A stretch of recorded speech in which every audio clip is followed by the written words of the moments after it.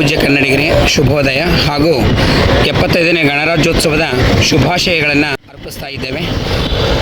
ಹಂಪಿ ಉತ್ಸವದ ಸವಿ ನೆನಪಿನಲ್ಲಿ ಇರ್ತಕ್ಕಂಥ ನಮಗೆ ಈ ದಿನದಂದು ವಜ್ರ ಮಹೋತ್ಸವದ ಗಣರಾಜ್ಯೋತ್ಸವದ ಸಂಭ್ರಮದಲ್ಲಿ ನಾವೆಲ್ಲರೂ ಕೂಡ ಇದ್ದೇವೆ. ಈ ದಿನದಂದು ನಮ್ಮ ವಿಜಯನಗರ ಜಿಲ್ಲಾ ಕ್ರೀಡಾಂಗಣದಲ್ಲಿ ಹೆಮ್ಮೆಯ ಗಣರಾಜ್ಯೋತ್ಸವವನ್ನು ಅತ್ಯಂತ ಹರ್ಷ ಸಡಗರ ಸಂಭ್ರಮಗಳಿಂದ ಮಕ್ಕಳ ಸಾಂಸ್ಕೃತಿಕ ವೈವಿಧ್ಯತೆಗಳೊಂದಿಗೆ ಆಚರಿಸಿದ್ದೇವೆ. ಮಾನ್ಯ ಜಿಲ್ಲಾ ಉಸ್ತುವಾರಿ ಸಚಿವರ ಒಂದು ನೇತೃತ್ವದಲ್ಲಿ ಇಡೀ ಜಿಲ್ಲಾ ಕ್ರೀಡಾಂಗಣದಲ್ಲಿ ಗಣರಾಜ್ಯೋತ್ಸವದ ಸವೀಕ್ಷಣೆಗಳು ಪ್ರಾರಂಭವಾಗಿ ಅಂತ್ಯ ಕಂಡಿವೆ.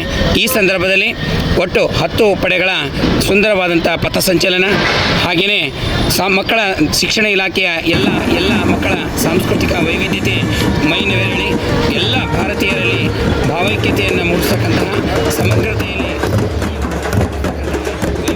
ವೈಶಿಷ್ಟ್ಯತೆಯನ್ನು ತುಂಬುವಂತಹ ಕಾರ್ಯಕ್ರಮಗಳು ಜರುಗಿದವು.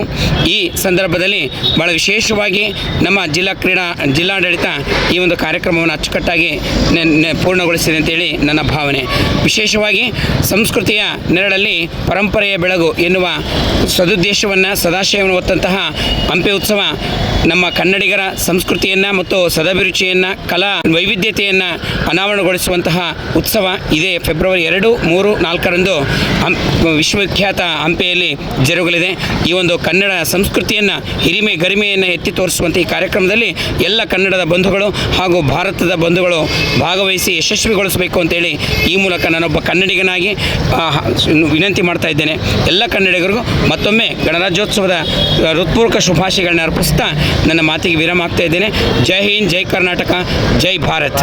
ಧನ್ಯವಾದಗಳು.